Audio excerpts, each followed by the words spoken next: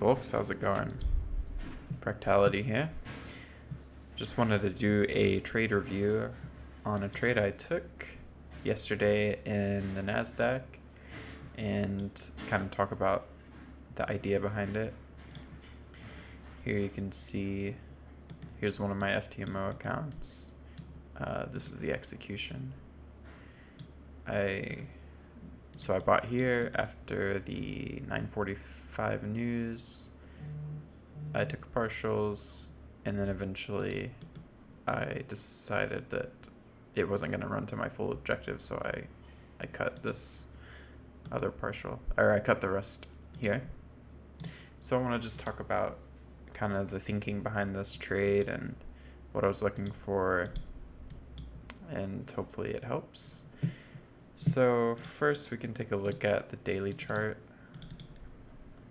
We see that we had,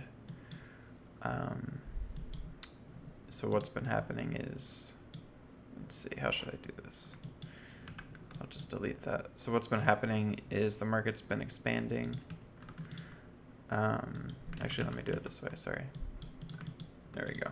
I'll get rid of the risk reward. Okay, cool. So the market expanded, retraced, expanded again, retraced, and so this most recent large retracement was, of course, throwing a lot of people off, but we were expecting bearishness, and we delivered to the external low here. So that would be, for me, a short-term objective. I'm still very bearish. In fact, I don't think we'll get much of a retracement, but that doesn't matter, because my trade idea was not, really based on high time frame. It was simply based on the idea that we reached an objective here, and after reaching that objective, we expanded higher, and we didn't reach Friday's high. So I was expecting price, since it took out Friday's low, and the objective and expanded, I was expecting it to at least go back to Friday's high, sort of like purge and revert situation. So that was giving me my bias to go higher.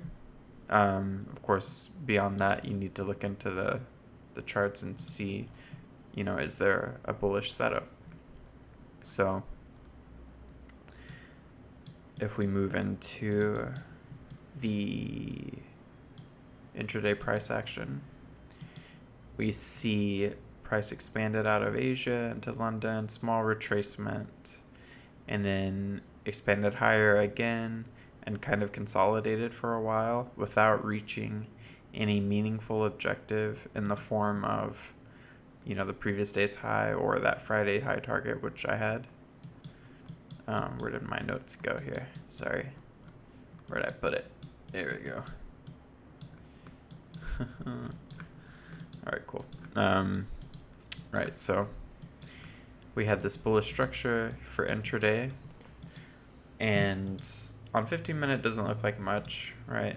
But if you go down on the 5-minute, it looks a lot more useful. So you can see that we had this expansion in London. I wasn't bearish, right? So, I wasn't looking to short this, although there was a short scalp opportunity down to the entry. But the point is, this didn't make me think the market was bearish. So we have this expansion higher, which I have highlighted, including the order block inside of that expansion, right? And then if you look inside of here, you can see the fair value gap inside the order block. And that's considered a high probability fair value gap or high probability order block to give some kind of reaction. Now, you can't really know if this area of liquidity is going to lead to the move to your ultimate objective. So that's why you have to take partials. As we can see, the market came down here and then sort of slowly inched its way higher, but did not reach Friday's high until later in the day at the earnings. announcement or release, whatever that's called.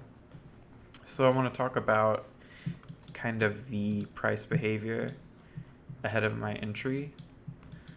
As you can see, I entered so it stabbed lower on the equities open, and then after the 9:45 news, it went one more time deeper, and I got the very, very low, just about very, very close to the very low.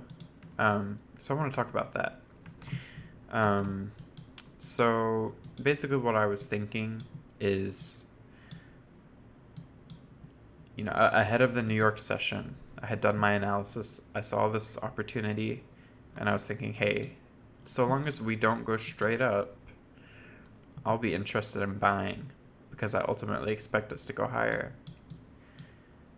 And so that means that I'm looking for that 9:30 open to kind of, well, I should say rather, I then had to consider, what are the timing functions that are coming up.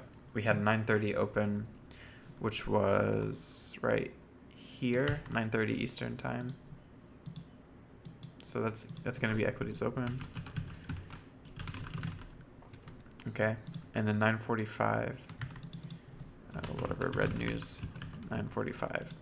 So I'm thinking, okay, because we have two big volatility injections back to back, probably this first 15 minutes is going to be manipulation or not particularly useful. And so I wasn't interested in entering here, although by all means I could have. And I kind of, in that moment, wish I had decided to enter because, I thought it was going to run off without me. But I stuck to my guns and just decided that, hey, either it's going to drive one more time lower because there's still more liquidity down here that it didn't take, or it's going to run off without me. And I don't want to adjust my game plan in the middle of the manipulation, right? That's kind of the whole point of manipulation. It causes people to change their plan. And so I stayed strong psychologically, and I was rewarded. Something else that played a part in my sort of refraining from being too worried is the fact that we didn't actually hit that fair value gap on some of the CFD feeds. So I figured, hey, maybe the CFDs will save me today. And so that was good. But then once I entered, it was pretty smooth sailing from that point. It was just a matter of kind of taking partials along the way and moving my stop to break even. And eventually price failed up here off of the previous day's high. It failed, and then they did one drive lower, but I don't trade the PM session because it's bedtime for me.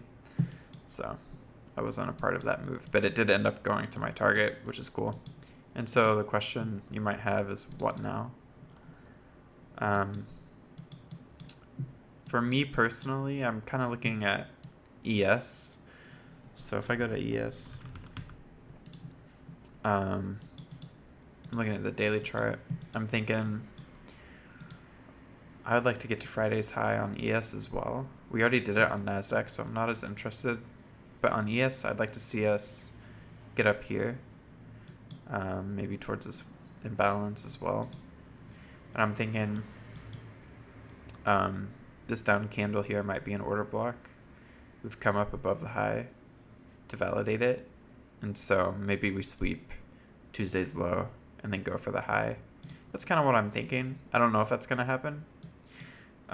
We had a big day yesterday, especially on dollar, so I'm not overly eager to trade right away today, but we'll see. And I'll update you how it goes. But yeah, this is just a quick trade review. Let me know if it was helpful. I'm trying to think. It seems a bit simplistic, and I'm trying to think what can I say that would be helpful, but maybe one takeaway is kind of have your plan ahead of the open. Try to think, what are the levels that are already in price that price will react to, instead of just watching every single candle print and deciding on a whim. That's not how you should trade. And I think that the algorithm or algorithms that see price, I think that they are considering what's already in the market before they plan their next moves. So that's something to keep in mind. But yeah, have a good one.